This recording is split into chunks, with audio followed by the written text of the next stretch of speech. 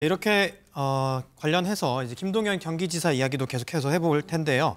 사실 국감이 계속해서 있지 않았습니까? 이재명 대표 아내 김혜경 씨의 법카 사적 유용 의혹을 언급한 것에 대해서 이야기가 나오고 있는데요. 먼저 준비된 영상 보고 이어가 보도록 하겠습니다. 혹시 지사 취임하신 이후에 그 법카 사용이나 이런 여러 가지 전반적인 것에 대해서 우리 감사관실을 통해서 우리 경기도 자체 감사를 한 적이 있습니까? 네, 이미 제가 오기 전에 감사를 다 했습니다. 저희 감사 결과는 최소 61건에서 최대 100건까지 사적 사용이 의심이 된다. 그래서 업무상 횡령 배임으로 경기도지사의 답변으로부터 드러난 걸 보고 경악을 금치 못했습니다. 민주당으로서는 진위를 파악을 해야 되지 않겠습니까? 이에 대한 진위를 확인하는 절차에 적극 나서서 국민 앞에 보고를 사실대로 해야 될 의무가 있다고 생각합니다. 민주당 자체 차원에서 조사하거나 이런 건 없는 것으로 저는 알고 있습니다. 혹시 모르겠습니다만, 저는 없는 것으로 알고 있습니다. 최 의원님, 사실 이 민주당 강성 지지층이 굉장히 강하게 김동연 지사를 비판하고 있지 않습니까? 네. 어떤 배경에서 비판하고 있는 겁니까? 그러니까 저는 그래서 제가 아까 민주당 얘기할 때 표리부동 정당이라고 한 거예요. 자, 그럼 김동연 경기지사가 국정감사장에 나서 위증을 해야 됩니까? 경기도 감사관실이 조사한 게 최소 61건에서 최대 100건까지 의심되는 것으로 파악되고 있다. 그러면 김동연 지사가 거기서 거짓 답변을 하면 그게 위증죄가 되는데요. 그 사실을 얘기했어요. 그러면 관련 증인 불러다가 어차피 이건 털고 가자. 민주당이 그러면 굉장히 이건 불리한 또 악재고 하니까 깔끔하게 털고 가자. 증인 신청도 받자. 국감장에서. 그렇게 해야지.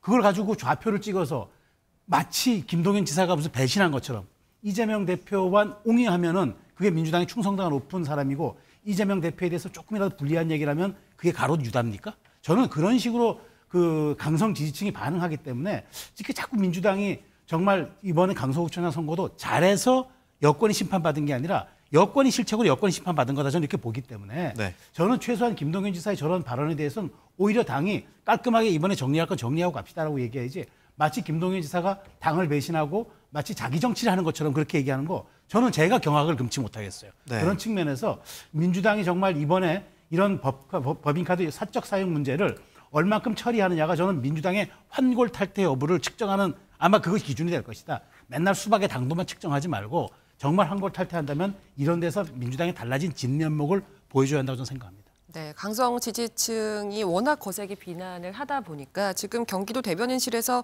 감사와 수사 의뢰는 김동연 지사가 취임하기 전에 이뤄졌고 네. 또 감사의 대상도 직원이지 김혜경 씨가 아니다. 이렇게까지 나서서 진화하고 있거든요. 경기도청에서도 보도자료를 봤습니다. 네. 해명자를 몇 번 보고 경기도에서 그럼에도 불구하고 계속적으로 이제 팩트가 다른 네. 허위 보도가 나오면 법적 조치를 하겠다고 하고 있습니다. 실제로 김동연 지사 취임 전에 이게 아마 제 기억으로 지난해 2월 대선 직전에 아마 불거진 문제로 알고 있습니다. 그때 이재명 후보나 아내 김혜경 씨가 대국민 사과를 하면서 수사를 해서 거기에 나오면 응당한 책임을 지겠다는 얘기와 함께 경기도 감사를 요청한 걸로 제가 알고 있습니다. 그 감사가 이뤄진 거거든요. 아마 우리 쪽에 열성 지지하는 분들은 이제 여러 가지 전후 사정들이 정확하게 파악이 안 된 상태에서 말씀하시는 것 같고요. 그 내용을 보면은 이게 좀 잘못 알려진 게 있습니다. 예를 들어서 국민의힘 의원도 보도자를 보니까 경기도 김동연 지사가 수사를 의뢰한 것처럼 그 사실이 아니거든요. 예. 그런 점에서 보면 오해가 풀리면 충분히 할 수 있고 김동연 지사가 지금 단계에서 이재명 대표나 민주당을 공격할 이유는 전혀 없습니다. 네. 박 교수님 공격할 이유가 없다고 하셨는데 사실은 이 제보자 문제가 또 있지 않았습니까? 이 얼굴과 실명을 공개했는데 기자회견을 열었어요. 원래는 국감에 나가려고 했는데 왜 못 나가게 하냐 이렇게 기자회견을 열었거든요. 네, 결과적으로 여야의 합의에 의해서 증인 채택이 무산됐습니다.